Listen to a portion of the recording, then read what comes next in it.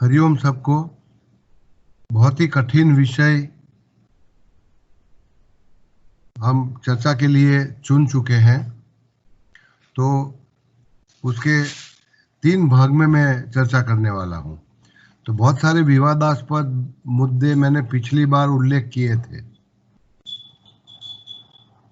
आज थोड़ा कम विवादास्पद चर्चा करूंगा और आने वाले तीसरे दिन में थोड़ा फॉर्मूला बनाएंगे, हीलिंग की फॉर्मूला या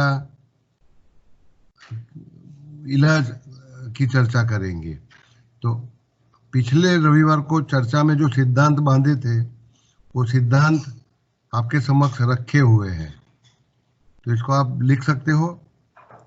these are all foods for thought. ये आपकी सोचने के लिए मैं कुछ विचार बिंदु आपके समक्ष रख रहा हूं। ये कोई शाश्वत सिद्धांत है ऐसा सोच के मत चलिए, या मैं किसी टेक्स्ट बुक से लेकर के आपसे चर्चा कर रहा हूँ ये भी मत सोचिए। ये मेरे दिमाग में जैसे आते गए उसी तरह मैं उसको लिखता गया हूँ। तो इसमें बहुत सारा विवाद हो सकता है, तुम्हारे भेजे का दही हो सकता है, लेकिन वो करना मैं मेरा धर्म समझता हूँ, क्योंकि जो तैयार आहार हमको थाली में दिया जाता है वो खा के पेट नहीं भरना है हमको, लेकिन स्क्रैच से शुरू से अपना खाना खुद तैयार करेंगे। उसकी सभी तकलीफें झंझटें हम उठाएंगे और जीवन की तकलीफों को हम खुद दूर करेंगे। तो उस सोच को केंद्र में रखते हुए, मध्यवर्ती विचार बनाते हुए, मतलब मेरा पेट भरने के लिए जो आहार चाहिए, खाना चाहिए, वो कोई तैयार नहीं करेगा, मैं खुद तैयार करूंगा। तो एक सेंट्रल केंद्रवर्ती विचार है कि there is no healer, nobody can heal anyone, all healing is self healing.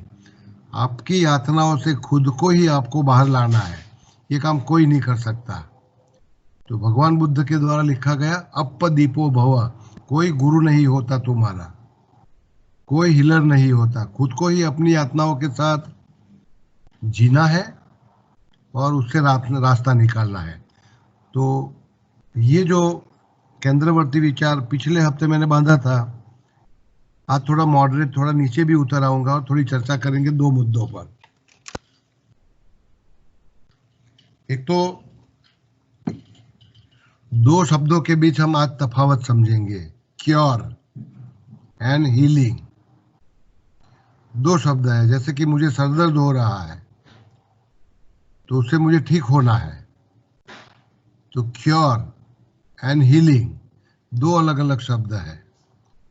तो ये क्या तफावत है दोनों के बीच, क्योर में और हीलिंग में, एंड व्हाट इज हीलिंग, इसका थोड़ा हम तफावत दोनों को समझेंगे।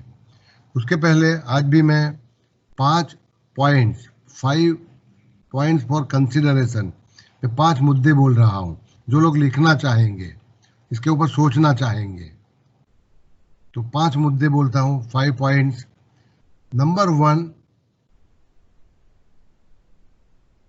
मनुष्य सामाजिक प्राणी है, इसीलिए उसके जीवन में सफरिंग, यातना, पीड़ा है। तो पिछले रविवार को हमने चर्चा में डिजीज, इलनेस एंड सिकनेस, 3 अलग अलग स्तरों की चर्चा की थी। आज मैं उसको और भी थोड़ा नैरो, छोटा सा बना रहा हूं कि जब तक हम सामाजिक प्राणी हैं तब तक हमारे जीवन में यातना है, पीड़ा है, सफरिंग है। ये एक तथ्य है। उसी के साथ जुड़ा हुआ एक दूसरा तथ्य है कि हम पेट भरने वाले प्राणी हैं। हमारी सभी यातनाएं, सभी पीड़ाएं, सभी तकलीफें 2 चीजों से जुड़ी हुई है। You are a social animal, so all our problems are psycho social in origin. चाहे वो सरदर्द हो, चाहे वो कैंसर हो, चाहे वो भूकंप हो, चाहे वो बाढ़ हो, सभी तकलीफें साइको सोशल है। तो मनुष्य के जीवन में यातना है, सफरिंग है, पीड़ा है, क्योंकि वो सामाजिक प्राणी है, सोशल एनिमल है। कुत्ता सामाजिक नहीं है, कबूतर सामाजिक प्राणी नहीं है, कौवा नहीं है, तो उनके जीवन में यातना नहीं हो सकती। And therefore they don't require healing, उनको हीलिंग की आवश्यकता नहीं। और दूसरा है कि हम पेट भरने वाले, खुद का भी पेट भरना है, कुटुंब का भी पेट भरना है। तो जब तक आप पेट भरने की याचना में पड़े रहेंगे, उसी झंझट में रहेंगे। हाँ, एक गरीब मजदूर को अगर ये झंझट होती तो मैं समझ सकता था, लेकिन सभ्य व्यक्ति, पढ़ा लिखा इंसान और जीवन में तरक्की करी है जिसने की है, वो इंसान भी अगर पेट भरने की पीड़ा से मुक्त नहीं हो पाता, कुटुंब का लालन पालन करना है, बच्चों को पढ़ाना है, शादी करना है उनकी, तो ये जो झंझटें हैं, आजीविका जिसको कहते हो, पेट भरने की पीड़ा कहते हो, इससे हमारे जीवन में यातना है। जब तक हम सामाजिक प्राणी रहेंगे और जब तक हमको पेट भरना है खुद का और कुटुंब का, तब तक जीवन में यातनाएं रहेगी, तब तक हमको हीलिंग की आवश्यकता रहेगी। ये पहला सिद्धांत, और इस पे बहस हो सकती है। इसका मतलब है कि थोड़ा सा सुझाव इसी के साथ में दे रहा हूं कि अगर आपको हीलिंग करना है, यातनाओं से मुक्त होना है, तो सामाजिक प्राणी न होइए, सामाजिकता को ट्रांसेंड ऊपर कर जाइए, उठ जाइए और पेट भरने की पीड़ा से भी मुक्त हो जाइए। अब दूसरा सिद्धांत में बांध रहा हूं कि जब तक आप सामाजिक प्राणी हो, तब तक एक दूसरा अनिवार्य संकट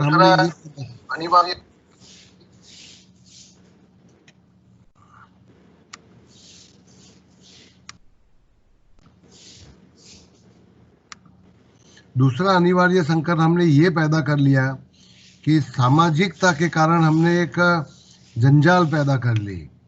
हम एक दूसरे के साथ जुड़े हुए हैं, बंधे हुए हैं, स्वतंत्र जीवन नहीं जी सकते।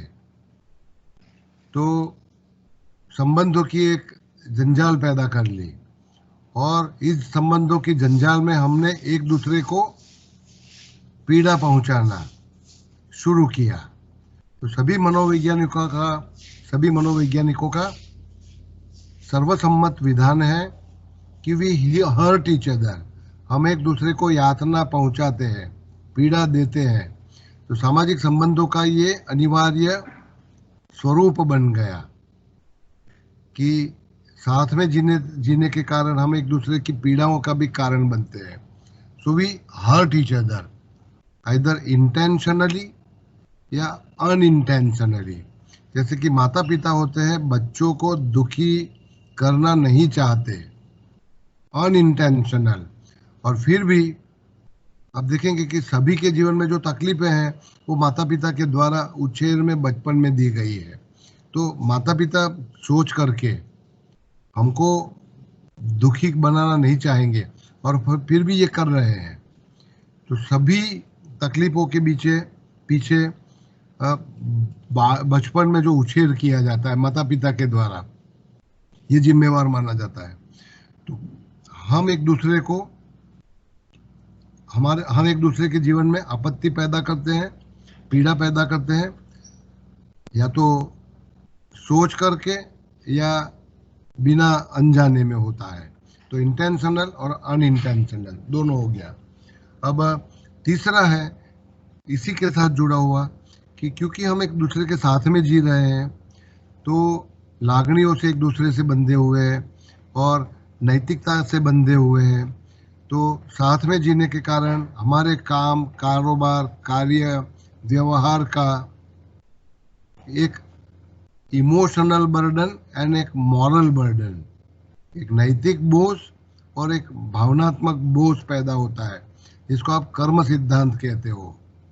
तो हमारे सभी कर्म शुक्ल कर्म और कृष्ण कर्म, मतलब कि मिश्र कर्म है।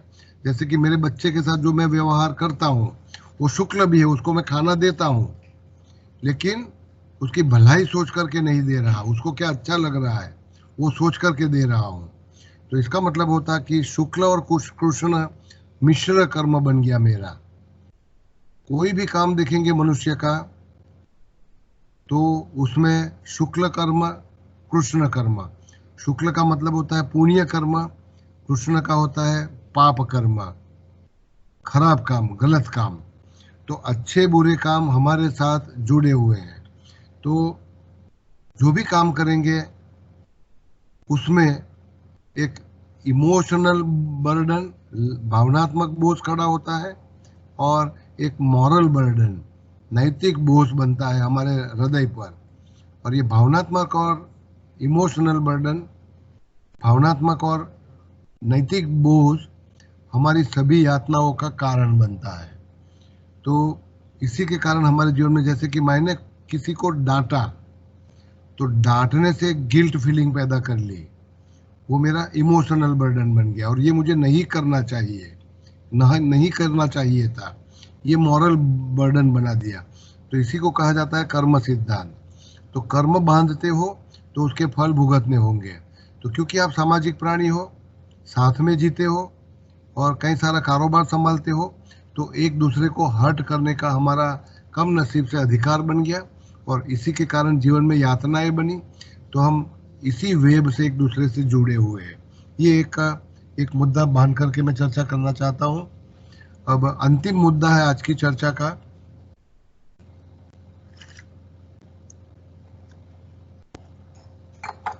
कि जीवन में समस्याएं हैं, शारीरिक समस्याएं हैं, मानसिक समस्याएं हैं, सामाजिक समस्याएं हैं। शारीरिक समस्याओं का मतलब होता है संधिवात, कमर दर्द, कैंसर, कोविड-19 इन्फेक्शन या मोती बिंदु की बीमारी, एनीथिंग। तो शारीरिक समस्याएं हैं। मानसिक समस्याएं हैं, जैसे कि डिप्रेशन, एंजाइटी, ये सब, टेंशन, ये सब हमारे जीवन में है। और सामाजिक समस्याएं हैं, तो physical, psychological and social issues या problems are inevitable part of our life. इसको हम दूर नहीं कर सकते। तो बीमारियां हमको होगी क्योंकि हम शरीरधारी हैं। मानसिक तकलीफें, चिंता या तनाव होगा क्योंकि हमको मन है। और सामाजिक समस्याएं होगी लड़ाई, संघर्ष एक दूसरे के साथ, मान अपमान के आदान प्रदान, या किसी से अच्छा बनना, किसी से नहीं बनना, ये सब इनएविटेबल है, अनिवार्य है। तो सामाजिक तकलीफें, मानसिक तकलीफें, सामाजिक तकलीफें, समस्याएं अनिवार्य है, इससे आप पीछा नहीं छोड़ सकते। लेकिन सफरिंग इज ऑप्शनल। ऑप्शनल, ये वैकल्पिक है। मतलब इसी जीवन से, जैसे कि मुझे कोई बीमारी होती है संधिवात की, तो उसका जो पेन है वो इनएविटेबल है, लेकिन उसका सफरिंग जो है वो ऑप्शनल है। वो मुझे तय करना है कि मैं इसकी पीड़ा भुगतना चाहता हूँ या पीड़ा नहीं भुगतना चाहता।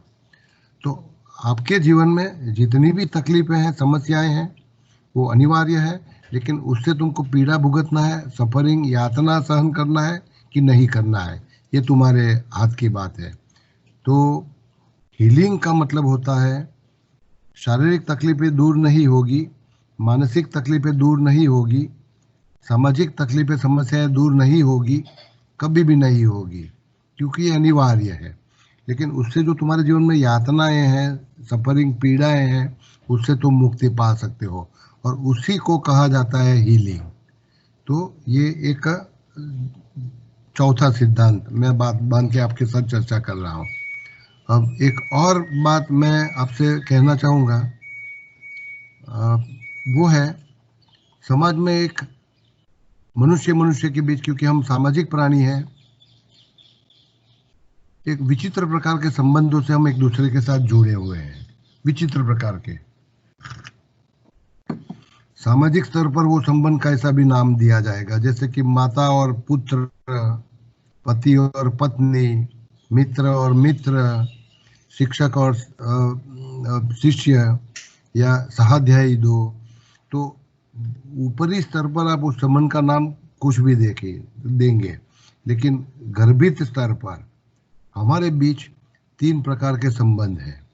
मनोसामाजिक स्तर पर, ये गर्भित स्तर पर, मतलब कि पति पत्नी के बीच या पिता पुत्री के बीच 3 प्रकार के संबंधों की गुंजाइश है। तो इसमें से एक व्यक्ति, कोई भी एक व्यक्ति देखेंगे आप तो वन अप पोजीशन पर होगा, वन अप। तो जैसे कि पिता है और पुत्री है, तो पिता वन अप है, मतलब वो उसकी सत्ता ज्यादा चल रही है।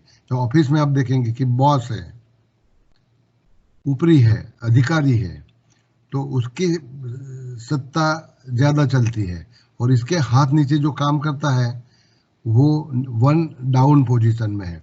तो समाज में ऊपर नीचे का एक स्तर बनाया गया है, उसमें एक व्यक्ति ऊपर के स्तर की है। जो ऊपर की वन अप है वो हमारा शोषण कर सकती है, हमें दुख पहुंचा सकती है, हमें हर्ट कर सकती है। तो वन अप, अगर आप अपने जीवन में किसी भी व्यक्ति को वन अप पोजीशन दे दिया कि आप मेरे से ऊपर हो, आप मेरे से महान हो, आप मेरे से ज्यादा ज्ञानी हो, तो इसका मतलब होगा कि 2 स्तर बना दिया, एक हायरार्की बना दी। उस हायरार्की में जो ऊपर है, अधिकारी है, सत्ता स्थान पर है, वो तुमको दुख पहुंचाने का उसका अधिकार बन जाता है। तो जैसे कि माता पिता के द्वारा बच्चों को जीवन भर दुख पहुंचाया जाता है, तो बच्चे बने विक्टिम, अधिकारी बना परसिक्यूटर, ऑपरेशर, शोषक, और नीचे काम करने वाला कर्मचारी बना विक्टिम या बच्चा बना विक्टिम। इसी तरह पति पत्नी का संबंध दीजिए कि उसमें जब तक 2 स्तर रखेंगे, जैसे कि मनुष्य समाज ने हजारों सालों से मेल डोमिनेटिंग सोसाइटी बनाई, तो जितने भी अत्याचार महिलाओं पर किया जाता है उसमें एक परसिक्यूटर है, पुरुष, और एक विक्टिम है। अब इस स्थिति से अगर मुक्ति पाना है विक्टिम को, जो वन डाउन पोजीशन में है, तो ये हमेशा किसी और को देखती है, ये उसको दुख पहुंचा रहा है, यातना, पीड़ा दे रहा है। अगर इसकी पकड़ से मुक्त होना है तो उसको चाहिए एक रेस्क्यूअर, एक बचाव करने वाला व्यक्ति। तो बचाव करने वाला व्यक्ति मतलब कोई अलग अलग संजोगों में मैं अलग अलग के नाम दे सकता हूँ, लेकिन जैसे कि एक व्यक्ति अपने जीवन साथी से पीड़ित है, अपने कुटुंब से पीड़ित है, वन डाउन है, तो ये किसी हीलर के पास जाती है, थेरापिस्ट के पास जाती है, तो एक ट्रायंगल बन जाता है। ये जो ट्रायंगल है वो डिस्ट्रक्टिव है, ये खंडनात्मक है। ये ट्रायंगल जब तक चलेगा, आप अपने आप को पीड़ित घोषित करते हो। आवाज करिए, मतलब फुल आवाज करें तो भी जब तक आप अपने आप को sir sorry to interrupt but પાછળ બેકગ્રાઉન્ડ માંથી અવાજ આવે છે કોઈકના. હા, હું એટલા માટે આજે સતીશભાઈ છે નહીં અને ભીખુભાઈ એક જ મિનિટ કરી દીધું હું ક્લાસમાં છું. હા હા, ઓકે, ખાસ હા ભીખુભાઈ जरा ध्यान रखજો. हाँ सर. तो जब तक आप अपने आप को पीड़ित घोषित करते हो, वन डाउन पोजीशन में रखते हो, तब तक ये यातना आपके साथ जीवन भर रहेगी, आप इससे मुक्त नहीं हो पाएंगे। क्योंकि आप वन डाउन हो तो आपको दुख पहुंचाने वाला, यातना पहुंचाने वाला, जैसे कि मैंने शुरुआत में एक सिद्धांत बांध लिया, एवरीबडी हर्ट्स। तो जहां पर भी आप नीचे के स्थान पर हो, ऊपर कोई और व्यक्ति है, तो तब तक ये आपको पीड़ा पहुंचाता रहेगा। तो इसका मतलब है कि समाज में समान स्तर बनना चाहिए सबका, कोई ऊपरी और कोई नीचे नहीं, कोई हायरार्की नहीं। जब तक हायरार्की रहेगी, ऊंच नीच के भेदभाव रहेंगे, तब तक मनुष्य पीड़ा, मनुष्य जीवन की पीड़ा मुक्त नहीं हो सकते। अब आप आशा से किसी, क्योंकि ये व्यक्ति तुमको दुख पहुंचा रहा है, इससे तुमको मुक्त होना है, तो तुम किसी रेस्क्यूअर की खोज में रहते हो, और वो व्यक्ति तुमको बचाएगा, तुम्हारी यातनाओं से तुम्हारी मुक्ति दिलाएगा। ऐसा सोच करके हर बार हम, कोई कृष्ण आएगा, कोई विष्णु भगवान अवतार लेकर के आएगा और ये हमको बचाएगा। तो गुरु और हीलर को रेस्क्यूअर की पदवी दी गई है, लेकिन इसकी एक मर्यादा है। वो मर्यादा देखिए,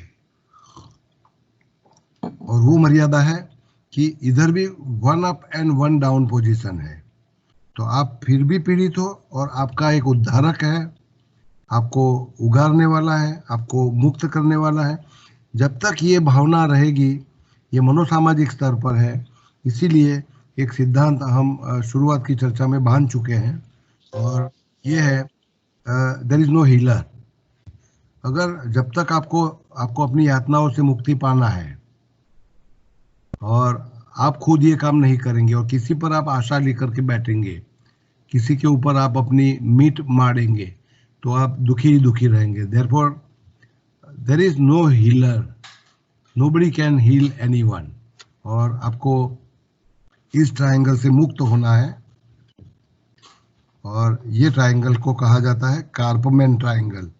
तो मनोवैज्ञानिक स्तर पर ये एक डिस्ट्रक्टिव इंटर रिलेशनशिप्स का, मतलब कि मनुष्य के बीच समाज में संबंधों का जो ढांचा बनाया गया है वही खंडनात्मक है, और इस खंडनात्मक ढंग से हम बाहर आएंगे। तो एक गर्भित संदेश है कि ऊंच नीच के संबंधों से ऊपर उठ जाइए, और कोई 1 अप नहीं है, कोई 1 डाउन नहीं। इसीलिए मैं कई बार चर्चाओं में कहता हूँ कि मैं गुरु नहीं हूँ, मैं शिक्षक नहीं हूँ। Teacher and taught, teacher and student together create teaching. हम समान स्तर के हैं। तो ये एक मुद्दा आपको अभ्यास के लिए, चर्चा के लिए मैं आपको दे रहा हूँ, और एक और भूमिका बांध रहा हूँ मैं। नेचर ऑफ हीलिंग आपको समझा रहा हूँ, और फिर थोड़ी चर्चा करेंगे इसके ऊपर कि pain is inevitable part of life, जो मैं चर्चा कर चुका हूँ कि जब तक आप मनोसामाजिक प्राणी, जब तक आप सामाजिक प्राणी हो, जब तक आपको अपना पेट भरना है, कुटुंब का पालन लालन करना है, तब तक पीड़ाएं रहेंगी, यातना रहेगी, आप इससे मुक्ति नहीं कर पाएंगे। क्यों जीवन में यातना है, क्यों पीड़ा है? तो इसका कारण है कि हमारे आसपास का जो जगत है, जहान है, दुनिया है, वो अनजस्ट है। हर चीज मुझे दुख पहुंचाना चाहती है, चाहे वो कुदरत होगी या व्यक्ति होगा। जैसे कि बारिश गिरती है तो ये सोच के नहीं गिरेगी कि आदमी घर से बाहर निकल रहा है, अपना कोई महत्वपूर्ण काम लेके निकल रहा है, ये काम उसको तुरंत करना है, इसलिए मुझे रुकना चाहिए। तो बारिश कभी सोचेगी नहीं, बाढ़ कभी सोचेगी नहीं, दावानल कभी सोचेगा नहीं, भूकंप कभी सोचेगा नहीं। क्या 26 जनवरी का दिवस है, भारत का राष्ट्रीय पर्व है, और ऐसे में मुझे लोगों को परेशान नहीं करना चाहिए।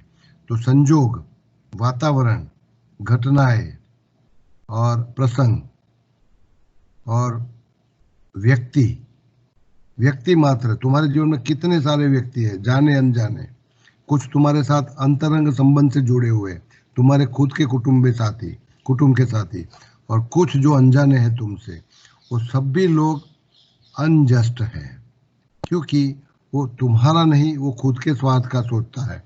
तो आकाश में से गुजरने वाला बादल जब ये सोचता है कि मुझे बरसना है, मतलब बरसना है, अब इससे कोई भी हानि पृथ्वी पर होगी, किसी भी व्यक्ति का कोई नुकसान होता है, तो वो नहीं देखता। तो जो भी जहान हमारे आसपास है, वो जहान अनजस्ट है, और इसी के कारण हमारे जीवन में सफरिंग है, पीड़ा है।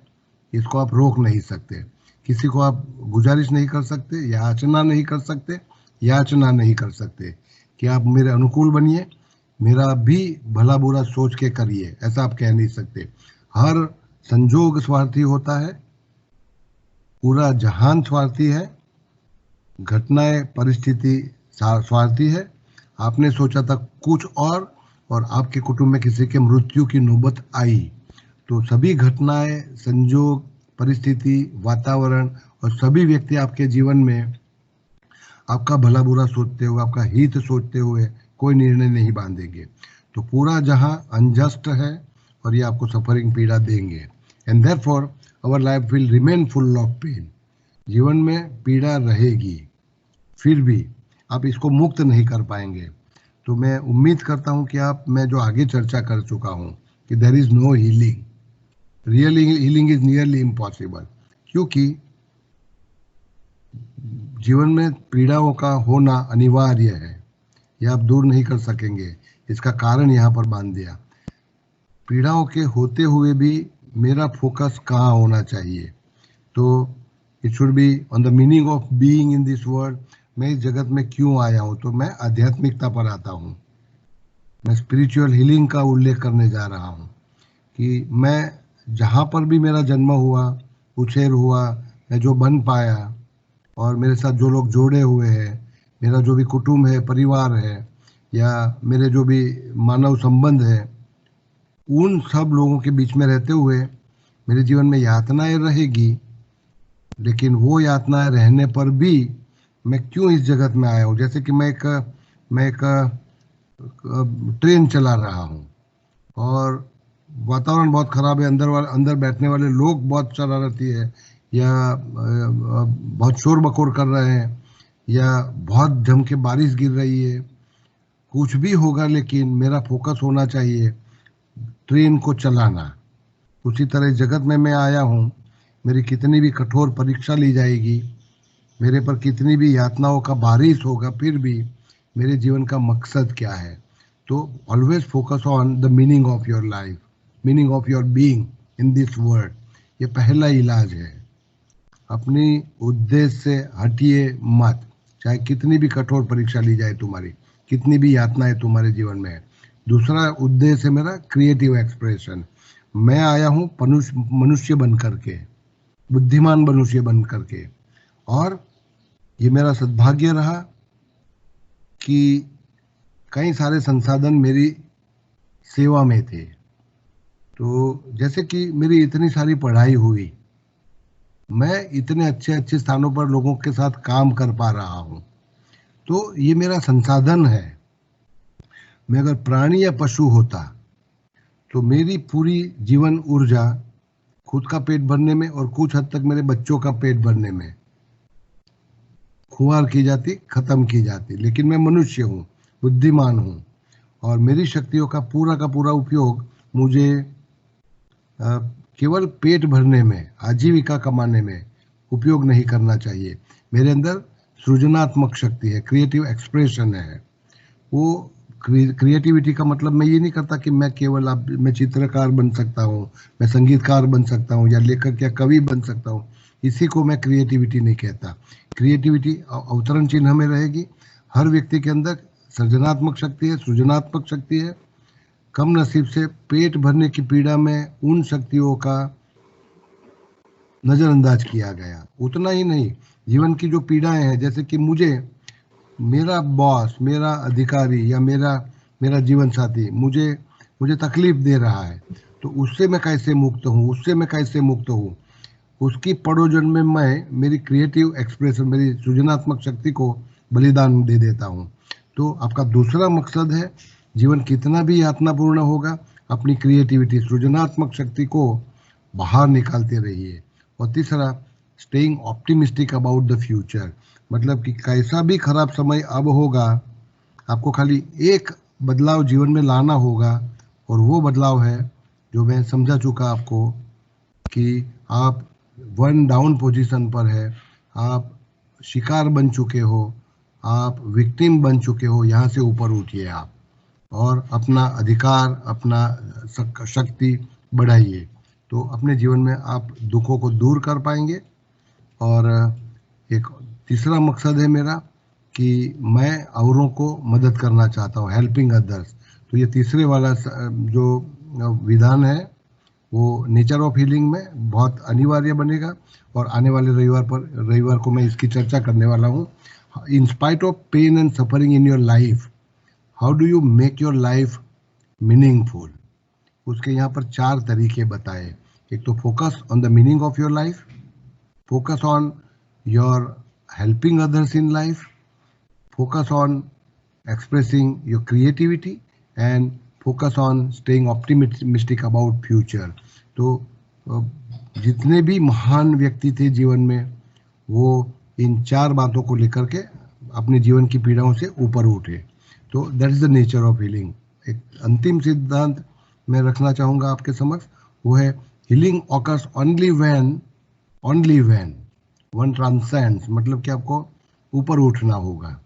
किससे ऊपर उठना है? Suffering, all suffering. जैसे कि मेरे पैरों में पीड़ा है और उसके मारे मैं चल नहीं रहा हूँ, तो जब तक इस पैर की पीड़ा से मैं ऊपर नहीं उठूंगा तब तक जीवन में प्रगति नहीं कर पाऊंगा। तो ट्रांसेंड करना है, उसको दूर करने की मथामण या झंझट, जब तक मैं उसमें रहूंगा कि ये जब ठीक होगा तब मैं जीवन में आगे बढ़ूंगा, तो आप अपने जीवन को अपाहिज बना देंगे। तो इसीलिए मैं हमेशा मानता हूँ कि हीलिंग के लिए आप राह मत देखो, यातनाओं को रहने दीजिए और आप अपनी जीवन के उद्देश्य पर लक्ष्य केंद्रित करिए। तो जब आप अपने भाई से ऊपर उठेंगे, और भय 4 प्रकार के होते हैं: सफरिंग का भय, पेन का भय, रोग का भय और मृत्यु का भय। तो शायद पिछले हफ्ते चर्चा में मैं आपको सोक्रेटिस और गांधी जी का नाम दे चुका हूँ। ये 2 महारथी थे, महान आत्मा थे कि जो मृत्यु के भय से ऊपर उठ चुके थे, तो उनका हीलिंग हो चुका था। आपका हीलिंग तभी होगा जब आप मृत्यु के भय से ऊपर उठ जाएंगे। तो ये एक थोड़ा सा बंधारण आपके साथ चर्चा में मैं रख रहा हूँ। सोक्रेटिस का एक विधान जो मुझे बहुत अच्छा लगा है: मृत्यु से डरिए मत, मृत्यु का आशीर्वाद मानिए। और इसीलिए जब उसको जहर पिलाया गया तो खुशी खुशी पी लिया। तो अगर आपके कोई सवाल हो इसमें।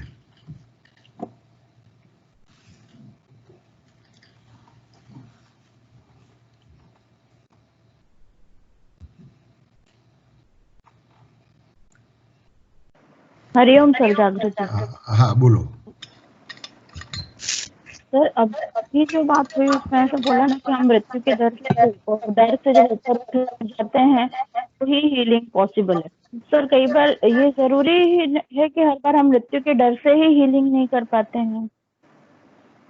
नेचुरल हुआ ना, क्योंकि आप मरण से डर रहे हो और आपको एक बीमारी है। तो आप क्योंकि मृत्यु से डर रहे हो और आपको उस बीमारी से मुक्ति पाना है, तो आप 1 डाउन हो गए। आप 1 अप 1 डाउन वाला शब्द है, उसको खास पकड़ के रखो। 1 डाउन हो गए क्योंकि बीमार हो और मृत्यु से डर रहे हो। तो इसीलिए आपको एक 1 अप, कौन आपको बचाएगा मृत्यु से? मतलब आप थेरापिस्ट, डॉक्टर के पास जाएंगे, है ना, तो आप विक्टिम रहेंगे, इससे मुक्त नहीं हो पाएंगे आप।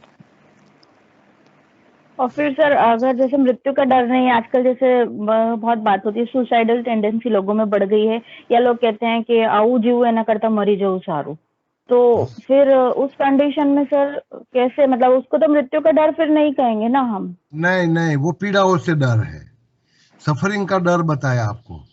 पहला, you have to overcome fear of suffering also, क्योंकि आप जीवन की दुख से पीड़ित हो, इसीलिए जीवन से छुटकारा पाना चाहते हो, इसीलिए आप मृत्यु को अपना लेते हो। तो वो भी कायरता है ना। तो fear from suffering, fear from pain, physical pains. जैसे कि मुझे सरदर्द हो रहा है, पेन का और सफरिंग का मतलब, suffering is psychological and pain is physical, physiological. तो जैसे कि कैंसर की पीड़ा है मुझे, है ना, पेन, या मुझे सरदर्द हो रहा है, या मेरे पैरों में, घुटनों में दर्द हो रहा है, तो उससे मैं डर रहा हूँ। अरे इससे क्या डरना है? जब तक मैं डरता रहूंगा, pain and suffering, death and disease, तब तक मैं 1 डाउन हूँ, नीचे हूँ, और ऊपर मेरा रेस्क्यूअर, मुझे बचाने वाला एक डॉक्टर, थेरापिस्ट, हीलर, गुरु, आप अलग अलग नाम देंगे। 1 अप 1 डाउन जब तक हो तब तक आप जीवन में विकास नहीं कर पाएंगे। Okay, thank you.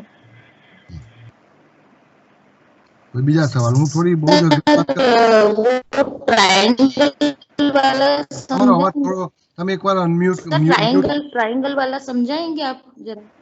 मैं बता दिया आप।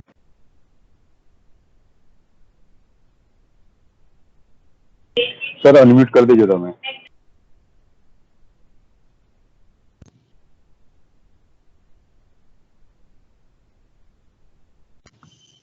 Hello sir.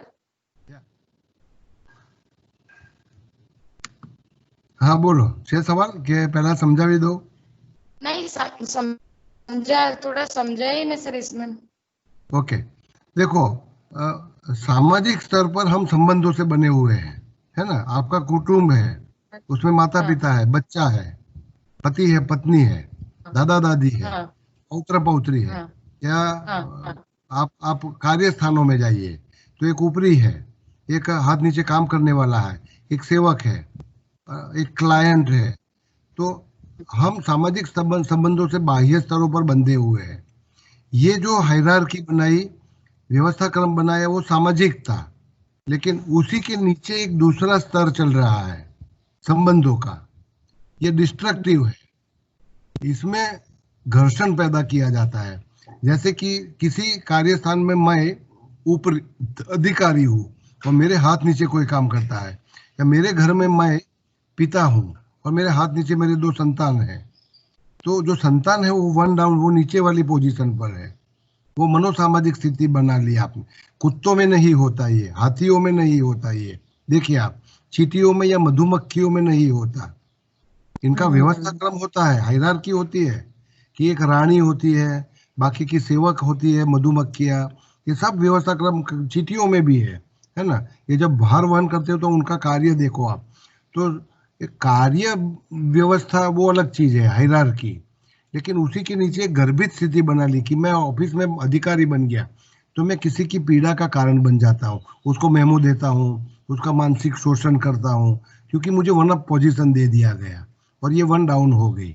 ओके, अब ये व्यक्ति से मुझे अगर मुक्ति पाना है, जैसे कि घर में पति और पत्नी के बीच होता है, मेल डोमिनेटिंग सोसाइटी में एक पुरुष है, पति है, वो हमेशा ऑपरेशर, परसिक्यूटर, जल्लाद, दुख देने वाला, शोषण करने वाला बन जाता है, और पत्नी का स्थान हो गया विक्टिम का, तो ये 1 डाउन हो गई। अब ये अपनी पीड़ा की मुक्ति के लिए एक नजर कहाँ करेगी, इनके समक्ष गिड़गिड़ाएगी। जैसे कि सास और बहू के झगड़े में बहू हमेशा मानती है कि मैं विक्टिम हूँ, मैं यहाँ आई, मुझे हमेशा दुख दिया, मुझे अन्याय किया जाता है। जब तक ये सास को 1 अप रखेगी और ये 1 डाउन रहेगी, तब तक ये यातना दूर नहीं होगी।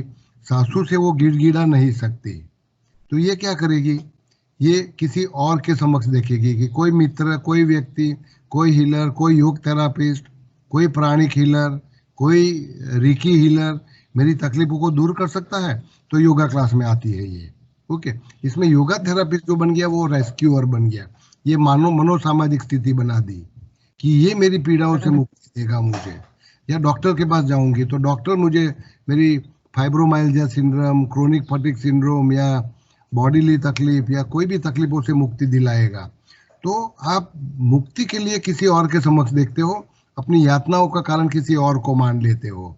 तो जब तक ये ट्रायंगल बना रहेगा तब तक आपके जीवन में यातनाएं रहेगी। आपको 1 अप 1 डाउन से ऊपर उठना है, तो अपने आप को सक्षम बनाइए। ओके, तो इसी अर्थ में आपको समझाया गया है पहले कि देयर इज नो हीलर, बाहर की कोई व्यक्ति आपको कोई मदद नहीं कर सकता। All healing is self healing. ये कब होगा, जब आप अपनी यातनाओं के ऊपर उठेंगे।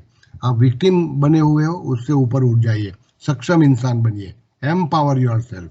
ओके, तो मॉडल में देने जा रहा हूँ अगली बार, लेकिन ये थोड़ा भूमिका इस समय बना रहा हूँ ताकि पिछले रविवार को जो चर्चा मैंने की, किसी को ऐसा नहीं लगे कि ये पागलपन में किया हुआ मेरा विधान था। ओके, तो और कोई सवाल नहीं तो थैंक यू वेरी मच। जागृति Ben, thank you very much. जागृति बेन। सर, जो हमने अभी कापमैन का डिस्कस कर रहे थे, तो इसमें जो निष्कर्ष निकलता है वो ऐसा है कि अगर हम सेल्फ हीलर होते हैं तो सिचुएशंस इस तरह की होती है, लेकिन हम इस ट्रायंगल में फॉल नहीं करते। मतलब यही मेरा अंडरस्टैंडिंग डेवलप हो रहा है। आपकी समझ क्या हो रही है वो मैं आपके ऊपर छोड़ रहा हूँ। फिलहाल कोई मेरा शोषक है, कोई मुझे पीड़ा दे रहा है, उस भावना से मुझे मुक्त होना है। इसका मतलब है कि सामान्य रूप से आप किसी को अपना पावर, सत्ता दे देते हो, है ना, गिविंग अवे पावर। कोई तुम्हारा अपमान कर रहा है क्योंकि तुमने उसको अपमान करने का सत्ता दिया ना तुमने, लेकिन मेरा अपमान कोई कर नहीं सकता क्योंकि मैं मान अपमान से ऊपर हूँ। तो I cannot be victimised. Okay, तो 1 अप एंड 1 डाउन पोजीशन, ये 2 शब्दों को आप अपने जीवन में, जितने भी व्यक्ति आपको दुख पहुंचा रहे हो, यातना, पीड़ा पहुंचा रहे, वो क्यों 1 अप है और आप क्यों 1 डाउन हो, वो साइकोलॉजिकल, मनोसामाजिक स्थिति से आप बदलाव लाइए और आप सक्षम बनिए, एम्पावर योरसेल्फ, तो आप बाहर निकल आएंगे सभी यातनाओं से। So that means if I feel empowered, nothing affects me, so I am not in the triangle at all, though there are the hierarchies. ना अफेक्ट नहीं, अफेक्ट तो कर सकती है, बारिश पड़ेगी मुझे असर करेगी, धूप ज्यादा होगी मुझे असर करेगी, दो व्यक्ति मेरे समक्ष लड़ेंगे असर करेगा, but they will not be able to hurt me, they shall not hurt me. Okay, the problem is when we allow situations and events and circumstances and individuals to hurt us. वो सत्ता हम वापस ले लेंगे. तो one up one down जो आप बना दिया था उसे बाहर निकाल आइए. तो बारिश पीड़ा पहुंचाने के बदले मेरे लिए खुशी का प्रसंग हो जाएगा. अरे बारिश आई, क्या मजा आ गया, है ना, जो अब तक यातना दे रही थी. ओके, तो थोड़ा सोचना होगा आप सब लोगों को इसके बारे में. ओके, एनी मोर, कोई सवाल और? Hello sir, Hariom. हरिओम, पारोमिता बोल रही हूँ.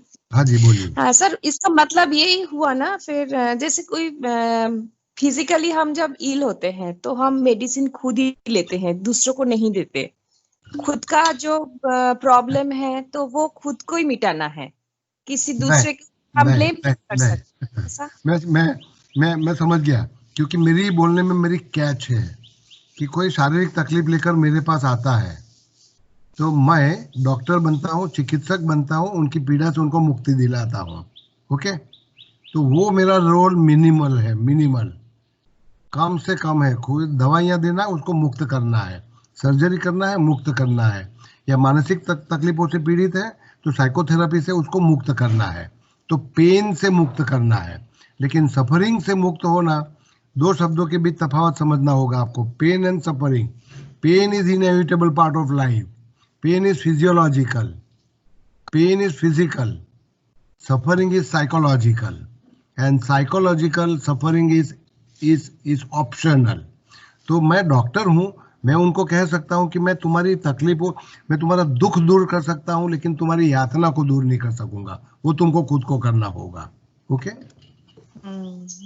सोचना, आपको बहुत ज्यादा सोचना पड़ेगा ये. हाँ सर, बहुत ही अच्छा, इंटरेस्टिंग सा बोल रहा हूँ. Thank you sir. ओके, और कोई सवाल? तो मैं बहुत कठिन चर्चा कर रहा हूँ, मुझे पता है इस बात का, लेकिन मैं चाहूंगा कि बुद्धि से सोच के आगे बढ़ेंगे. आज के बाद किसी के समक्ष आप, क्योंकि कोई भी व्यक्ति जब मेरे पास आता है कि आप योग जानते हो, आप हिप्नोसिस जानते हो, आप साइकोथेरेपी जानते हो, क्या आप मेरी मुक्ति कराएंगे, तो मुझे बहुत खराब लगता है, मेरी आंखों में आंसू आते हैं कि ये वन अप वन डाउन वाला पोजीशन है, उससे लोगों को मुक्त करना है. तो एक सिद्धांत बनाएंगे कि यातना से छुटकारा नहीं चाहेंगे हम. पीड़ाओं की बात छोड़िए, हाँ, पेन इज डिफरेंट. हाँ, मेरे घुटनों में अभी दर्द था तो मैंने गोली ले ली है, इससे मैंने मुक्ति पा ली. लेकिन घुटनों की दर्द की जो यातना है, बुढ़ापा, और बुढ़ापे के साथ साथ मृत्यु दिख रहा है मुझे, तो एक फियर, एक डर है मेरे अंदर. जब तक वो डर मैं निकालूंगा नहीं, तब तक मैं हील नहीं हो सकता, और मेरा डर कोई नहीं निकाल सकता. कोई गुरु, कोई हीलर तुम्हारा डर निकाल नहीं सकता. तो उल्टा मैं एक दूसरा मॉडल आपको दे रहा हूँ कि एक्सेप्ट सफरिंग, अपनाइए उसको, गले लगाइए उसको बोलिए मेरे साथ रहिए. तो आने वाले समय में अगले रविवार को हम एक मॉडल देखने जाएंगे कि उसी यातनाओं का उपयोग, क्योंकि यातनाओं को हमने बोझ मान लिया, लायबिलिटी, सफरिंग इन लाइफ, जैसे कि संबंधों की तकलीफ मेरे जीवन में है, उसको मैंने बोझ मान लिया, लायबिलिटी मान ली. इसके बदले थोड़ा दृष्टिकोण बदलना है हमको. क्या बदलना है कि हम यातनाओं को बोझ नहीं, संसाधन मानेंगे, रिसोर्स, है ना, रिसोर्स. जैसे कि हेलन केलर अंध थी, तो ये फिजिकल प्रॉब्लम था, इनएविटेबल, लेकिन उसकी सफरिंग ऑप्शनल थी, वो उसने नहीं अपनाई, और उसी यातना से उन्होंने कई अंध व्यक्तियों के जीवन में रोशनी डाली. तो अब देखिए कि वही यातना आपकी रिसोर्स बन सकती है, वो बनाइए. ये मॉडल लेकर के हम अगली बार चलने वाले हैं. तो है कोई सवाल? नहीं तो आगे की चर्चा मैं करना चाहूँगा. तो थोड़ा अभी मैं जो शब्द प्रयोग कर रहा हूं हीलिंग के लिए वो वेदांत से लिया हुआ है, मुंडक सहित कई सारे उपनिषदों से। तो हीलिंग के लिए, क्योर के लिए तो है शब्द गुजराती या हिंदी में। हीलिंग के लिए कोई शब्द मुझे मिला नहीं, लेकिन मैं दुख मुक्ति या यातना मुक्ति, यातना निवृत्ति या यातना मुक्ति, तो निवृत्ति, निवारण, मुक्ति, मोक्ष इत्यादि जो शब्द प्रयोग भगवान बुद्ध से लेकर एपिक्टेटस और पुराने जमाने में ब्रह्मबिंदु उपनिषद, बहुत सारी जगह पर लिखा गया ये शब्द। तो समवाचक शब्द है सभी, समवाचक, पर्यायी, निवारण, मुक्ति, मोक्ष और कैवल्य का मतलब है आपको अपने जीवन के दुखों से, यातनाओं से ऊपर उठना है। That is healing. ओके, तो मैं हीलिंग की व्याख्या बांधने जा रहा हूं अब। तो ये दुख निवृत्ति, पीड़ा निवृत्ति या पीड़ा मुक्ति, दुख मुक्ति दो प्रकार की हो सकती है। वेदांती मॉडल है ये, ordinary healing and ultimate healing. Ordinary healing का मतलब होता है साधारण निवृत्ति, जैसे कि कारण रहेगा, कारण की निवृत्ति नहीं करूंगा, लेकिन कार्य की निवृत्ति करूंगा। जैसे कि दो भाइयों के बीच संपत्तियों के बंटवारे का घर्षण है। अब इसके कारण दोनों दुखी है, तो ये कोर्ट में जाएंगे और कोर्ट से ऑर्डर लेके आएंगे कि संपत्ति का बंटवारा इस तरह से होगा। तो संपत्ति का बंटवारा किया जाता है और दोनों को अपना हिस्सा न्यायी रूप से कोर्ट ने सोचा था ऐसे दिया गया, लेकिन दोनों के मन में एक दूसरे के प्रति प्यार भाव उठ नहीं पाया, उनकी ईर्ष्या दूर नहीं हो पाई, स्पर्धा दूर नहीं हो पाई। तो कारण अंदर का वही रहा, खाली ऊपरी इलाज किया गया, ऊपरी इलाज, कार्य का इलाज किया गया, कारण को नहीं दूर किया गया। और सरल उदाहरण दूं एक आपको, कि जैसे कि मैंने चीनी से, शक्कर से कुछ खिलौने बनाए, कुछ आकृतियां बनाई। जैसे कि बचपन में मैं मिट्टी से आकार बनाया करता था या रेत से आकार बनाया करता था, मिट्टी से आकार बनाया करता था, या क्योंकि मिट्टी शब्द कारण सर में उपयोग नहीं करता, जैसे कि वही खिलौने मैं चीनी से बनाता हूँ, शक्कर, चीनी, शुगर, लंप ऑफ शुगर से कोई खिलौना खड़ा कर देता हूँ। अब उस खिलौनों को मैं जब तोड़ता हूँ तो चीनी कारण है, चीनी कारण है, शक्कर, लंप शुगर कारण है और खिलौना कार्य है। उस कार्य को, खिलौने को मैं तोड़ देता हूं, लेकिन चीनी कायम है। इसका मतलब है कि कार्य की निवृत्ति, कारण कायम रखा आपने। तो ऐसी निवृत्ति को आप साधारण निवृत्ति कहेंगे। जैसे कि मुझे मलेरिया हुआ या मुझे डेंगू हुआ या मुझे कोविड-19 हुआ, उसका मैंने मेडिकल तबीबी उपचार करवा लिया, तो ये साधारण निवृत्ति होगी। साधारण निवृत्ति को सिम्प्टोमेटिक निवृत्ति भी कहते हैं, हीलिंग, कि जिसमें कार्य मिटाया जाएगा। मेरा मलेरिया ठीक हो गया, बुखार अच्छा हो गया, सरदर्द उल्टी मिट गई, लेकिन मलेरियल पैरासाइट्स वातावरण में कायम रहे। तो कायम रहे, इसीलिए मलेरिया का जो सारवार किया गया वो साधारण निवृत्ति होगी, मलेरिया के दुख की साधारण निवृत्ति।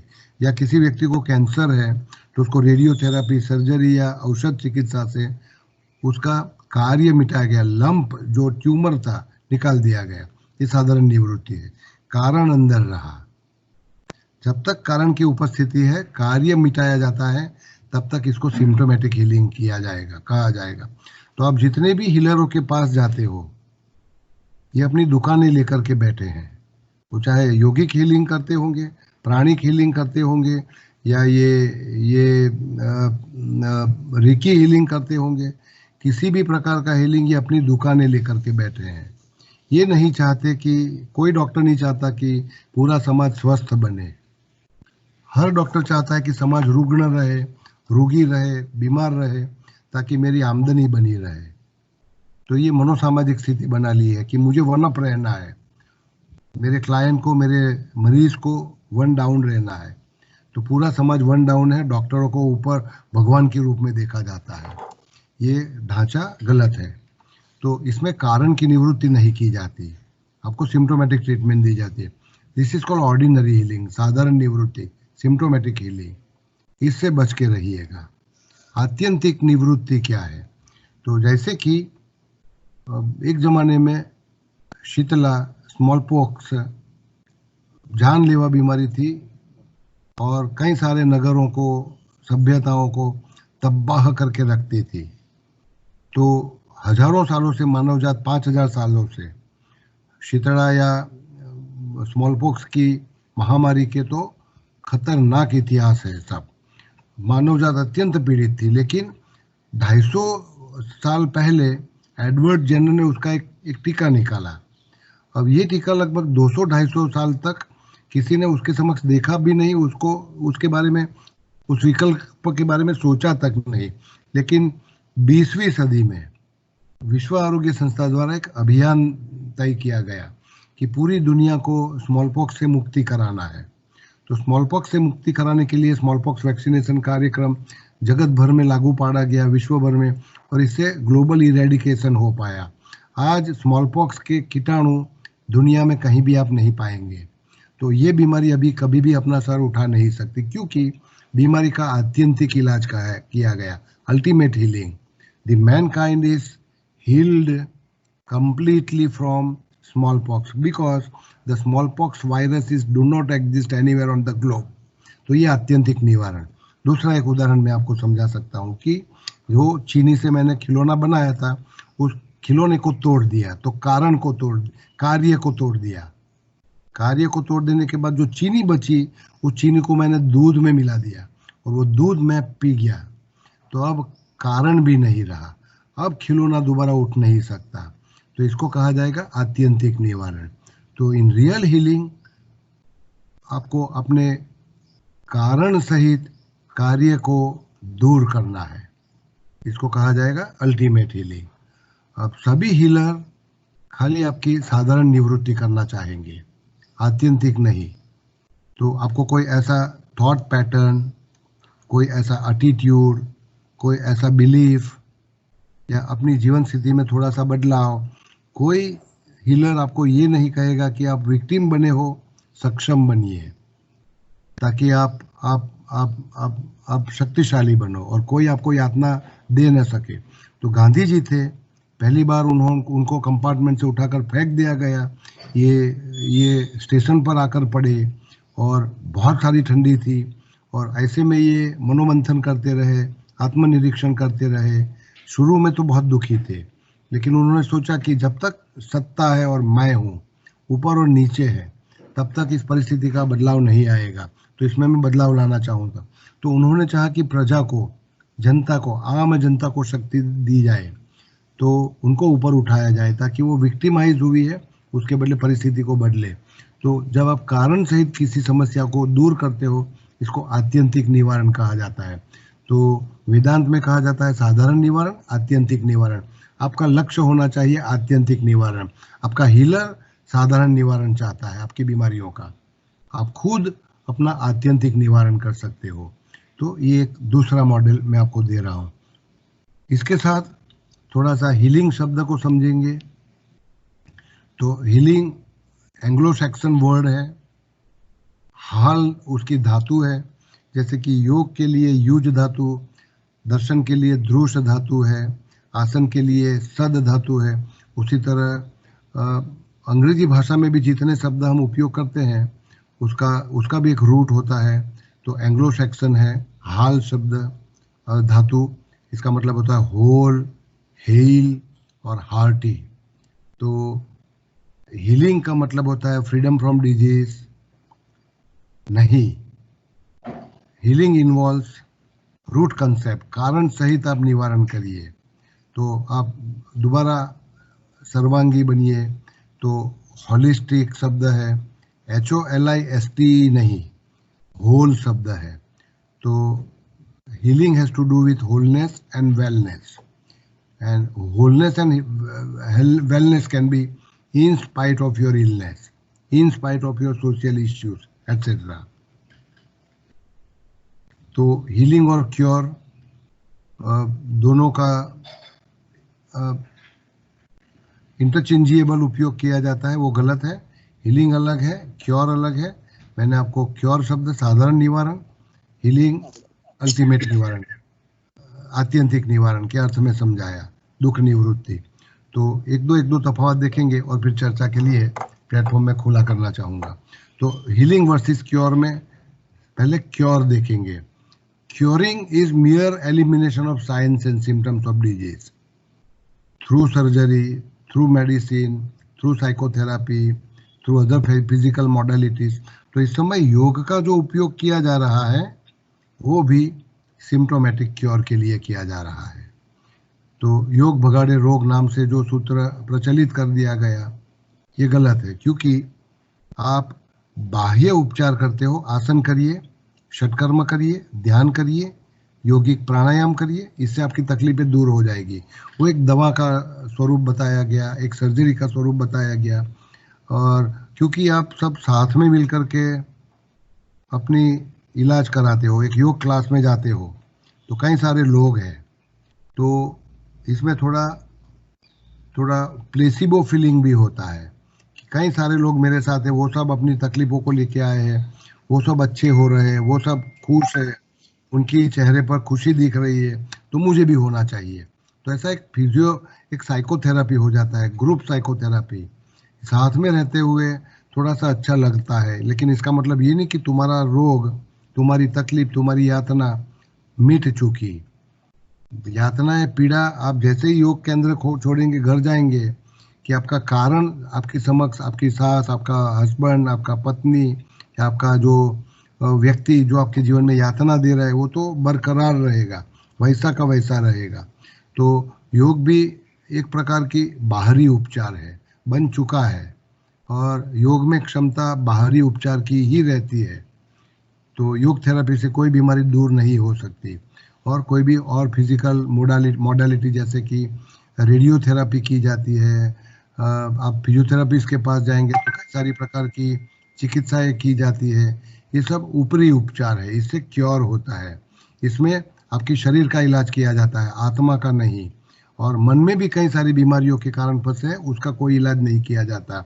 इसमें आपको बीमारी वैसी की वैसी रहेगी, खाली आप कार्यरत बनो, आप चलते, आप पथारीवस्थ थे, या आप पीड़ा के कारण, रोग के कारण अपना काम नहीं कर पा रहे थे, तो आपका काम दोबारा कर पाएंगे, ऑफिस जा पाएंगे, घर का कारोबार संभाल पाएंगे।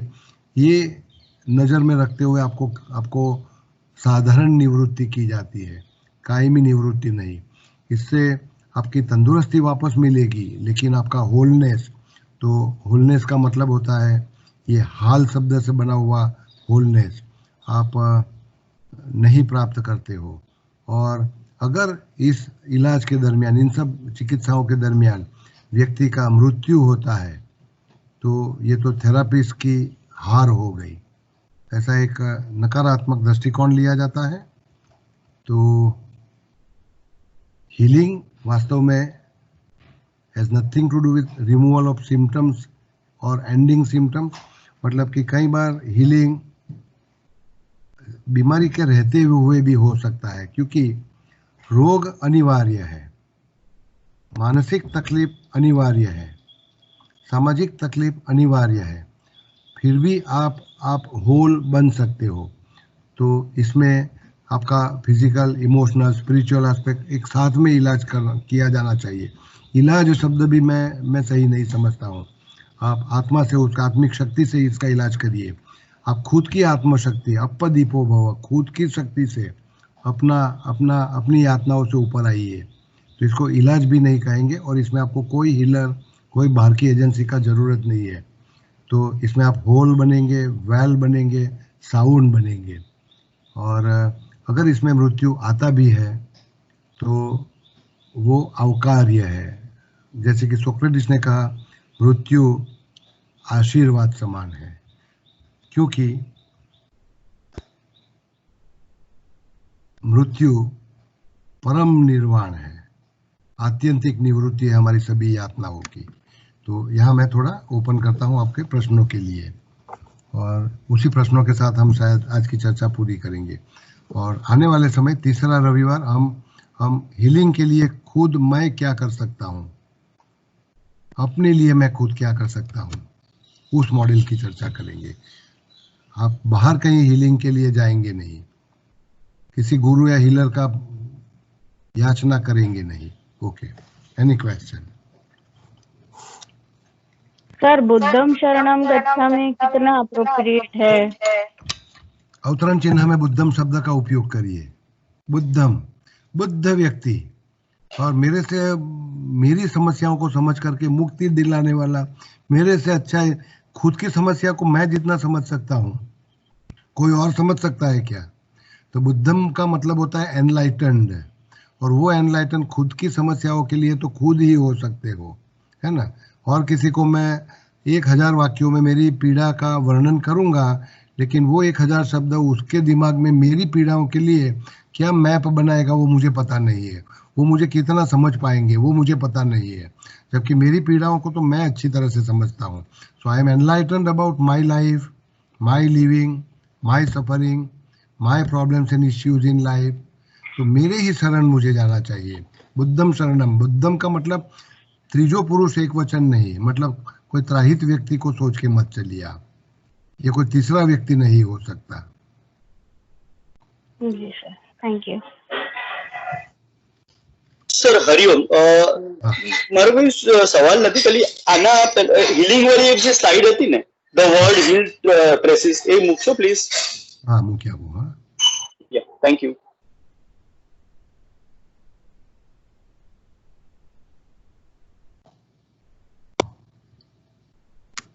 Okay, yes sir, yes, thank you. તો તમારા રિફ્લેક્શન્સ, તમે આની બાબતમાં શું વિચારો છો? હિલિંગની ટેક્સ્ટ બુક્સ બહુ બધી લખવામાં આવી છે, હું ઘણી વાંચું છું, અને મને એના પર બહુ તરસ પણ આવે છે આવું લખનારાઓ પ્રત્યે, કારણ કે આપણે સમાજમાં હંમેશા એવું ઈચ્છ્યું છે કે કોઈ ત્રાહિત વ્યક્તિ જ આપણી તકલીફોને દૂર કરી શકે। તો એ મોડેલમાંથી આપણે બહાર નીકળવું જોઈએ અને પોતાની શક્તિ પોતાની જાતે વધારીએ અને તકલીફોમાંથી બહાર આવીએ। हरिओम सर, जागृति। હરિઓમ। हाँ, સર ક્યોર કેટલિસ્ટ તો થાય છે ને હીલિંગ માટે? મતલબ ક્યોર થી એવું છે કે હું બેટર સેલ્ફ હીલિંગ કરી શકું છું, કે પછી ક્યોર ને છોડીને બી હીલિંગ થઈ શકે છે? હા, એ મેં તમને 2-3 સ્લાઇડો, એકાદ બે સ્લાઇડો ખાલી તમારા અભ્યાસ માટે બતાવી દઉં। ચર્ચાની જરૂર નથી, કેમ કે એમાં એ સેલ્ફ એક્સપ્લેનેટરી સ્લાઇડ્સ છે।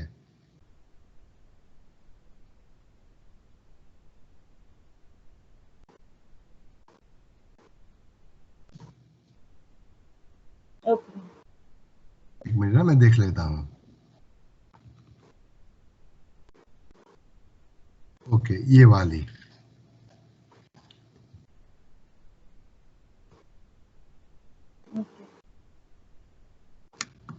ये आपकी चिंतन के लिए लिखी हुई है। सेल्फ एक्सप्लेनेटरी, मुझे समझाना जरूरी नहीं। तो पहले तो मैं उम्मीद करता हूं कि पिछले रविवार की चर्चा, आज की चर्चा में एक सूत्र बन पाया है, कुछ Yes, नई सोच बना पाया हूं मैं आप में। यस मैं सर। शायद स्पष्ट नहीं भी हो सकता हूं, क्योंकि मैं खुद भी इस विषय पर चिंतन करता रहता हूं, और कितना स्पष्ट हो पाया मेरे चिंतन में, मेरे विचारों में मेरा खुद का भरोसा कितना हुआ वो मुझे पता नहीं है। फिर भी मैं उम्मीद करता हूं कि 2 चर्चाओं में एक सूत्र बना, तो तीसरी चर्चा में इस सूत्र को हम आखिरी रूप देंगे आने वाले रविवार को, ताकि आपको एक मॉडल देना है मुझे कि आप अपने जीवन में अपनी समस्याओं से ऊपर उठने के लिए, समस्याओं को, यातनाओं को, पीड़ाओं को मिटा नहीं पाएंगे आप। मिटाना तब होगा जब, मैं कई बार सोचता हूँ कि पति पत्नी का उल्लेख इसलिए करता हूँ कि शादी जीवन में सबको ज्यादा समस्याएं हैं, तो मैं छूटा छेड़ा ले लेता तो ये निवारण आत्यंतिक नहीं है, क्योंकि उसमें कारण रहेगा, कार्य दूर किया जाएगा। तो डाइवोर्स के साथ में रहेंगे और लड़ते रहेंगे तो भी कोई उपाय नहीं है। इसके बदले तुम यातना, सफरिंग, पीड़ा, समस्या का स्वीकार कर लो और इससे ऊपर उठ जाओ और वो संबंध निभाओ जिसमें तुम्हारा सामाजिक भूमिका है, जो भी सामाजिक भूमिका है तुम्हारी। जैसे कि मैं अखबारों में कई बार देखता हूँ, एक विज्ञप्ति दी जाती है वकील के द्वारा कि बाजूना फोटावाળા ફલાણા ફલાણા એ મારા પુત્ર છે, તે મારા કયામાં રહ્યા નથી, એને હવે મેં બધો સંબંધ તોડી નાખ્યો છે અને એને મારી મિલકતમાંથી બેદખલ કરી દેવામાં આવેલો છે, એની સાથે હવે મારા નામથી કોઈ વ્યવહાર કરવાનો નહીં। ऐसा मैं न्यूज़पेपर में हर रोज देखने का मुझे बहुत शौक है, इसको मैं हर रोज देखता हूँ, लेकिन इसमें आत्यंतिक निवारण नहीं है। उसी बेटे को अपना लेना है ना, और पिता पुत्र की वो जो संघर्ष है संबंधों की, उस संघर्ष में ऊपर उठ जाता तो शायद अच्छा काम बनता। उसको घर से निकाल देने में आत्यंतिक निवारण नहीं हो रहा, डाइवोर्स में आत्यंतिक निवारण नहीं है, या सुसाइड, आत्महत्या से आत्यंतिक निवारण नहीं है। ये तो मेरे जीवन की पीड़ा की मुक्ति, लेकिन और कईयों के जीवन में मैं पीड़ा यातना छोड़ करके जा रहा हूँ। तो ऐसा कायरता का मार्ग किसी को पसंद नहीं करना चाहिए। समस्याओं के साथ जीना सीख लीजिए, सीना खोलकर जीना सीख लीजिए और उस समस्याओं को बोझ नहीं संसाधन बना लीजिए और इससे अपना जीवन का काम चलाइए। तो वो मॉडल अगली बार मैं समझाऊंगा आपको। હરિઓમ સર। हरिओम સર, તે તમે હમણાં એક્ઝામ્પલ આપ્યું ને, એમાં ફોર એક્ઝામ્પલ ડોમેસ્ટિક વાયલન્સ જેવું હોય अरे અઘરો સવાલ થઈ ગયો બેન, લિપિબેન। હાજી સર। પણ એનું તો તમારે સાધારણ નિવારણ કરવું જ પડે। સાધારણ, દાખલા તરીકે મારી એક આંગળીમાં ગેંગ્રીન થઈ ગયું હોય તો એનું સાધારણ નિવારણ જ કરવું પડે, એને કાપી જ નાખવી પડે। ના કહેવાય કે આંગળીને હવે કરાય। એ રીતે ડોમેસ્ટિક વાયોલન્સ હોય ત્યારે એ પત્નીને એ વર્તી કરાવવો જ પડે। હા, એ તો જરૂરી છે। તો એ વખતે મારે એટલો વિવેક વાપરવો જરૂરી છે। તમારો સવાલ સમજ્યા, તમને જવાબ આપી દીધો બરાબર? હાજી હાજી સર। એટલે કેટલાક પ્રશ્નોમાં આત્યંતિક નિવારણ સુધી રાહ ના જોવાય ને। એ બેન મારથી એમ ના કહેવાય કે અમેરિકામાં એક, અરે લંડનના એક બેનનું વિવરણ મેં વાંચેલું ત્યારે મને મારા રૂવાડા ઊભા થઈ ગયેલા। એ બેને કહેલું કે આ જ પુરુષ સાથે મારી જિંદગી પૂરી કરવી છે, એ ભલે મને ગમે એટલું મારપીટ કરે અથવા મને ગમે એટલા સિંગારેટના દામ આપે, હું એને છોડીશ નહીં। તો મને બહુ તરસ આવે એ બેન ઉપર। Okay, thank you sir. Yeah, Hariom sir. Hariom. Jyoti, પોતાની શક્તિ જાતે વિકસાવવાની, પણ એ શક્તિનો જ્યાં સુધી વિકાસ થાય ત્યાં સુધી ઘણીવાર બાહ્ય આલંબન લેવું પડતું હોય છે। ના, પણ તમે એ પછી છોડી નહીં શકો, એટલા માટે કે જે બાળકને તમે ચાલવાનો આત્મવિશ્વાસ નથી આપી રહ્યા, એ બાળક મા બાપની આંગળી જીવનભર નથી છોડતો। પછી પહેલા ફિઝિકલ ડિપેન્ડન્સ અને પછી સાયકોલોજીકલ ડિપેન્ડન્સ એ છૂટી નથી શકતું। એટલે મને એવું લાગે છે કે રાઈટ ટાઈમે મા બાપે નક્કી કરવાનું કે આ આંગળી હું ઉઠાવી લઈશ, અને સાયકોલોજીકલ ડિપેન્ડન્સ બાળકે નક્કી કરવાનું કે હવે હું મા બાપની આંગળી નહીં પકડું કદી। તો પોતે જાતે નક્કી કરવું પડશે કે ક્યારે, કેમ કે આ બહુ બહુ બહુ પાતળી ભેદરેખા છે કે ક્યાં સુધી ટેકો લેવો, સહારો લેવો ને ક્યારે એને છોડી દેવો, એ નક્કી નથી કરી શકાતું। એના કરતાં મને એવું લાગે છે કે એક માણસ કિનારા પર ઊભેલો છે, ઓવારા પર, એને તો ધક્કો મારીને પાણીમાં નાખી જ દેવાનો, પછી ડૂબકા ખાવા બચવું એ એના હાથની વાત છે, બરાબર? પણ હું એમ વિચારું કે એ તરતો થાય ત્યાં સુધી એની આંગળી પકડી રાખું, એને એક હું નાનું પેલું ફુગ્ગો ફૂલાવીને આપું, તો એ માણસ કદી સ્વતંત્ર નહીં બની શકે। ધક્કો મારો ને દૂર કરો। તો આ થેરાપિસ્ટનું કામ છે જ્યોતિબેન। જી સર। પેશન્ટને મારે કહેવું પડે કે મારાથી મુક્ત થઈ જાઓ, નહીં તો તમે મને છોડી નહીં શકો ને હું મારા બંગલાઓ મોટા બનાવતો જઈશ।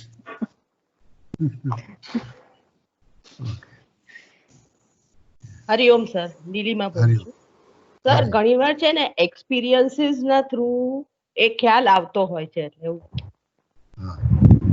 કે one has to be independent, અને એ આપણે જ છે કે આપણે મીન્સ આપણે જ એનું રૂટ કોઝ છે અને જે છે તેનો રસ્તો આપણે જ કાઢવો પડશે।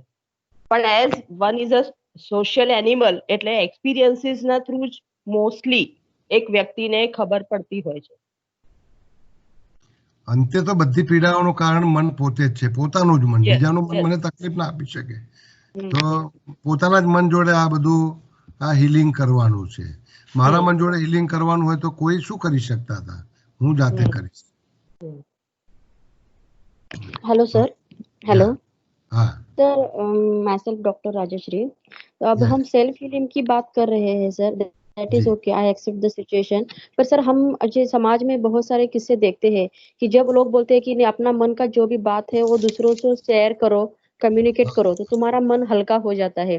और हाँ अगर अपने मन की बात मन में रखो, अपने सेल्फ हीलिंग की अगर हम कोशिश करेंगे तो बहुत सारे लोग डिप्रेशन में जाते हैं, क्योंकि हाँ बहुत बहुत लोगों के साथ हम देखते हैं. तो अभी समाज में अल्टीमेट ये 1 in 10 किस्से ऐसे चलते रहते हैं कि भाई उसने किसी से शेयर नहीं किया, कुछ नहीं किया, अपने मन की बात मन में रख ली और वो डिप्रेशन में चला गया, तो वो सुसाइड का कारण भी बन जाता है. ऐसे बहुत सारे किस्से चलते रहते हैं. तो सेल्फ हीलिंग में सर हम खुद का प्रॉब्लम खुद सॉल्व करने पे अगर लगे रहते हैं तो क्या वो आदमी या कोई पर्सन डिप्रेशन में जाने के चांसेस रहते हैं क्या, मतलब? हाँ हाँ हाँ, बहुत बड़ा आपने जिक्र कर लिया. इसके पहले मैं आपको बीमारियों से, पीड़ाओं से मुक्ति के लिए आप 3 लोगों की शरण ले सकते हो. तो तीनों के नाम लिखा रहा हूँ, फिर तीनों की मर्यादाओं को आप खुद तय करेंगे. तो 3 पीपल है ना, 3 थेरापिस्ट, 3 प्रोफेशनल पीपल, 3 स्तर के होंगे. पहला होगा थेरापिस्ट, डॉक्टर जिसको कहते हो, डॉक्टर एंड साइकोथेरापिस्ट.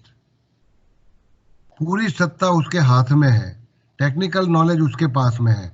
आप मलेरिया लेकर के जाओ, कैंसर लेकर के जाओ, कोविड-19 लेकर के जाओ, तो टेक्निकल नॉलेज उसके पास है, आपके पास कुछ भी नहीं.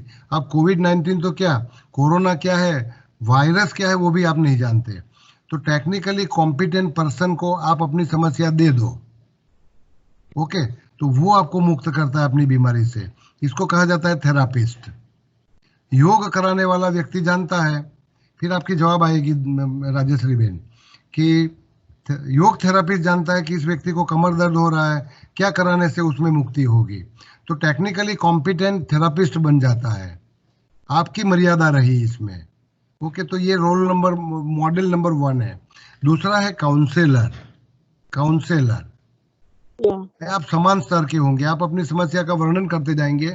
वो टेक्निकली कॉम्पिटेंट है ऐसा नहीं, लेकिन वो काउंसलिंग टेक्निक से सुमाहितगार है. हिप्नोथेरापिस्ट है, काउंसलर है, आपका कोई मित्र है, सुरूद जिसको कहा जाता है, किसी भी मित्र को नहीं, सुरूद, जो आपका भला बुरा हित अहित सब समझता है. ऐसी कोई व्यक्ति ये आपकी बातें सुनकर के आपका हृदय का बोझ थोड़ा हल्का करता है और आपकी क्षमताओं में आपका ही विश्वास जगाता है ना. तो वो काउंसलर हो सकता है, वो एक अच्छा एक मित्र भी हो सकता है, जो आपके साथ एम्पथाइज करेगा, समानुभूति करेगा, आपकी क्षमताओं में आपका विश्वास जगाएगा.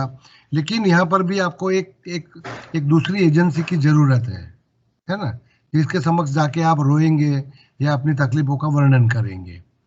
तो वो पहला टेक्निकल जो था डॉक्टर, उतना टेक्निकली कॉम्पिटेंट नहीं, लेकिन उसको काउंसलिंग टेक्निक या सुनने की टेक्निक, लिसनिंग टेक्निक, जैसे कि मैं किसी का मित्र बनकर के उसकी कहानी सुनता हूँ, तो मेरे पास एक टेक्निकल नॉलेज है, वो है हाउ टू लिसन, है ना. सुनने की क्षमता मेरे अंदर है, जो डॉक्टर में नहीं होती. वो तो जब आप बोलेंगे बुखार है ये कर लो, सर दर्द है ये कर लो, तो डॉक्टर में लिसनिंग कैपेसिटी नहीं होती. आपकी काउंसलर में, सुरूद में होती है. एक अच्छे मित्र में आप अपना भरोसा करके अपने दिल की व्यथा को उसको बता देना चाहिए. करना चाहिए, जरूरी है. सामाजिक परिस्थितियों में जहाँ पर हम जी रहे हैं और हताशा से पीड़ित है, निराशा से पीड़ित है, जब आशा का किरण नहीं देख रहा, उस समय आपको किसी ऐसे व्यक्ति को खोजना भी है. ये दूसरा चरण. तीसरा चलन है हीलर. हीलर खाली आपको एक ज्योत जगा करके प्रकट करके आपके हाथ में दे देता है, उसको हट जाना चाहिए. खुद को ही जो करना है वो करना है. वो खाली एक ज्योत, एक दिया बनाकर आपके हाथ में दे देता है. मतलब कि आपके लिए मैं कोई मेडिकल थेरेपी नहीं करूंगा, साइकोथेरेपी नहीं करूंगा, आपकी तकलीफों का बयां मैं सुनूंगा नहीं, सुनने की जरूरत नहीं है मुझे, क्योंकि खुद में वो क्षमता है, आपकी समस्या है और उसको हल करने की आपके अंदर क्षमता है, उस क्षमता को मुझे जगाना है। आज तक आप विक्टिम थे, अब मुझे सक्षम व्यक्ति को पैदा करना है, तो मैं वो सक्षमता पैदा करके वहां से हट जाता हूँ और हीलिंग आपके ऊपर छोड़ देता हूँ। तो इसको कहा जाता है रियल हीलर। फिर भी वो एक त्राहित एजेंसी है, समझ लीजिए। तो जैसे कि गुरुओं को ये पदवी दी गई हजारों सालों से भारतवर्ष में, ये गलत है। तो हीलर का भी मर्यादा रहेगा, क्योंकि वो और इंसान है। जबकि मैं पहले से ही अगर मेरे खुद के साथ समझौता करता तो मेरी खुद की समस्याओं को धीरे धीरे आत्मनिरीक्षण करते करते करते समझता जाऊं, सीखता जाऊं और उसमें से कैसे रास्ता निकालना है, मेरी पीड़ाओं से कैसे ऊपर उठना है, उसका मार्ग मैं ही तय करता जाऊं। तो I am self healer. Okay, तो वो वाला मॉडल मैं चाहता हूँ। अच्छा, इस मॉडल में थोड़ा खतरा तो है कि कई लोग इसमें खुद का हीलिंग नहीं कर पाएंगे तो डिप्रेशन में जाएंगे, सुसाइड कर सकते हैं, वो खतरा तो है ना। लेकिन वो खतरा आगे वाली 2 एजेंसियों से भी है। तो हाँ, लेकिन ये जरूरी है कि अगर आप काफी डिप्रेशन फील कर रहे हो, लो फील कर रहे हो, आपको फ्यूचर आपको निराश दिख रहा है, तो किसी से अपने दिल की खोल करके बात कर लीजिए जरूर, रोकिए मत अपने। हाँ, ओके, थैंक यू थोड़ा सर। हिंट पाइए आप। ओके, तो है कोई सवाल? नहीं तो पूरा करेंगे आज। और तीसरा आने वाले रविवार को 2 बातें चर्चा करने में रहेगी। एक तो क्योंकि मैंने आज आपको बताया आत्यंतिक निवारण, तो आत्यंतिक निवारण में कारण को समझना होगा। तो आने वाले रविवार को मैं पहले हमारी यातनाओं का, पीड़ाओं का कारण क्या है, उसका चर्चा करना सोच रहा हूँ। और फिर उसका इलाज भी नहीं बोल सकता मैं उसको, सेल्फ हीलिंग, आप अपने आप को कैसे ऊपर उठाएंगे, यातनाओं से ऊपर ले जाएंगे, वो 2 चीजें आने वाले रविवार को चर्चा करेंगे। और अगर कोई सवाल नहीं है आपका तो मेरी मर्यादा रही है, फिर भी मैं जितना स्पष्टता से आपसे चर्चा कर पाया। Thank you so much sir, इस तरह से टॉपिक लाने के लिए। आप पूछ रहे थे कि कितना फर्क पड़ा। हाँ, 2 सेशंस में काफी चीजें सॉर्ट आउट हुई है। जो हम एक बेसिक वर्ड को पकड़ के चलते हैं, उसके बिहाइंड दैट वर्ड जो भी चीजें, उसका डिस्क्रिप्शन और अंडरस्टैंडिंग है, काफी क्लियर हुआ है। Thank you so much sir, thank you sir. Hariom sir. Ilaben બોલી રહ્યા છે, પહેલા એમને બોલવા દેજો. બોલો. સોહમ, બોલો બેન. નવું આપણે કહ્યું હતું કે કંઈક નવું વિચારવાનું છે, તો સોહમ કહું છું. ઓકે, તો હું એ સોહમ નહીં પકડું કે પાછા એ કોઈ ત્રાહિત વિચારધારા છે, એટલે મારથી નહીં પકડાય. ના, એટલે આપણે જે હરિઓમ નું કહ્યું હતું ને ઓપ્શન, તો મને મારા માટે બહુ સારું લાગે છે કે it reminds me that I am that. વિદ્યાર્થીઓને હરિઓમ માંથી પણ બહાર કાઢવા માંગુ છું અને ચાલુ કર્યું છે 2 મહિનાથી. અદ્ભુત. હવે 2 ટર્મ્સ અમારે સોશિયલ વર્ક પ્રોફેશનમાં વપરાય છે. એક છે લેબલિંગ. હા, લેબલિંગ. આપણે જે વાત કરી હતી કે શિક્ષક, પેરેન્ટ્સ, શિક્ષણ વ્યવસ્થાની અંદર પેરેન્ટ્સ છે, પેરેન્ટિંગની અંદર બાળકોને કીધું તો ડફોડ છે, કીધું તો ઇડિયટ છે, કીધું તો સ્ટાર છે.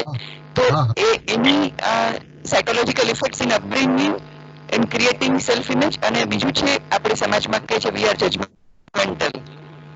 તો સોસાયટી ઇઝ જજમેન્ટલ. આની પાસે પૈસા છે એટલે સારા, પણ એ પૈસા કઈ નીતિનો પૈસો છે, અનીતિનો છે, ઇથિકલ છે માણસ કે નહીં, એમ નહીં, પણ આ માણસ પાસે સ્ટેટસ છે.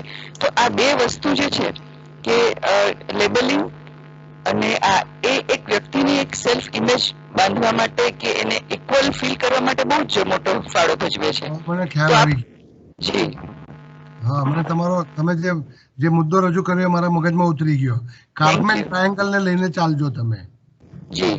તો મને લાગે છે કે આ મોડેલ મેં રાત્રે 12 વાગે સુતા વિચાર્યું કે હું કંઈક નવું આપવા માંગુ તો હું મારી વાત કેવી રીતે રજૂ કરી શકું. તો કાર્પમેન ટ્રાયેંગલ આમ તો ટ્રાન્ઝેક્શનલ એનાલિસિસમાં આવે છે, મને એ બહુ અપીલિંગ લાગ્યો. તો સવારે ઉઠાઉઠમાં એક સ્લાઇડ બનાવી. તો મને લાગે છે તમારું મેન્ટર અને લેબલિંગ 1 અપ અને 1 ડાઉન. એક બાળકને ઇડિયટ છે, સિક એવું કહી દઉં એટલે એ વિક્ટીમ બની ગયો, એ વન ડાઉન થઈ ગયો. અને આપણે સમાજમાં એક કાવતરું બનાવ્યું છે કે બધા મારાથી નીચે રહેવા જોઈએ, એટલે એમને ઇડિયોટિક વર્ડથી નવાજવા અને એક મેન્ટર બનાવ્યા. આ લેબલિંગમાંથી બહાર આવવું જોઈએ ચોક્કસ. Thank you. અને પેલું એનું ઇકો થાય છે, તમે બાળકને પૂછો તો એ ફરીથી રિપીટેડલી એને સંભળાયા કરે છે.